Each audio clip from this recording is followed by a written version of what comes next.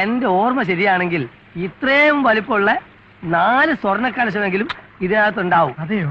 പിന്നെ നിധിയുടെ ഒരു പെട്ടി തന്നെ ഉണ്ടാവണമെന്നാ പറഞ്ഞു കേട്ടിട്ടുള്ളത്. ടിപ്പുവിന്റെ പടയോട്ടക്കാലത്ത് ഇതിലല്ലായിരുന്നു ഓടിയിരുന്നത്. ഇവരൊക്കെ ഇവിടെ ജനിച്ചു വളർന്ന ആൾക്കാരല്ലേ, പിന്നെ കൊണ്ടിരുന്നത് കണ്ടു കാണും. കണ്ട് കാണുന്ന അങ്ങനത്തെ ഞാൻ പറയരുത്. കണ്ടത് സമമാണ് പറഞ്ഞു കേൾക്കുന്നത്. നീ എങ്ങനെയാണാ പറയുന്നത്? നീ വരുത്തണല്ലേ? ഞാൻ വരുത്തണോ? അപ്പൊ ടിപ്പു ആരാ? ടിപ്പു ഞാനും വരുത്തം തന്നെയാ കേട്ടോ. ഞാൻ കള്ളടിച്ച വയറ്റി കിടക്കണം, ഞാൻ പറഞ്ഞേക്കാം. വയറ്റി കിടക്കണമെങ്കിലേ പല മോരും വെള്ളം കുടിച്ചാ പോരെ. കള്ളടിച്ച അതിന്റെ സ്റ്റൈൽ ഞാൻ കാണിക്കും. ഒന്ന് പോരാ. പിന്നെ ടിപ്പുവിനെ പറ്റി ഒരു അച്ഛൻ എന്നോട് പറഞ്ഞിട്ടുണ്ടെങ്കിൽ എന്റെ സ്വഭാവം മാറും.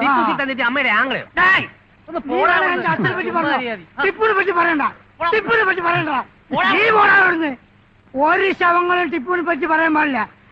ആരും പറയരുത്. കുളം വറ്റുന്നതോ വറ്റിക്കുന്നതോ അല്ല എന്റെ പ്രശ്നം.